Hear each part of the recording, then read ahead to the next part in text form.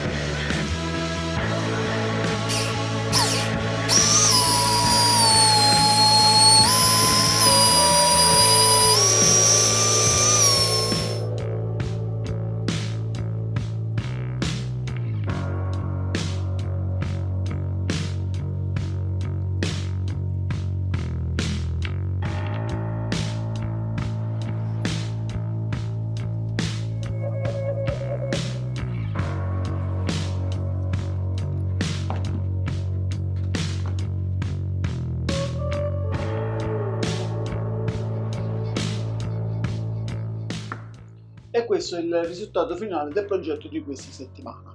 Sono partito utilizzando uno zoccoletto di legno di quello che si recupera smontando un pallet e l'ho sagomato dandogli più o meno una forma anatomica che mi permetta di impugnarlo in maniera comoda. Il progetto è nato dall'esigenza di dover recuperare questo tipo di fogli di carta abrasiva, che sono quelli che utilizzo con la mia levigatrice della Black & Decker, e come possiamo vedere dalle immagini sono molto soddisfatto del risultato finale che ho raggiunto.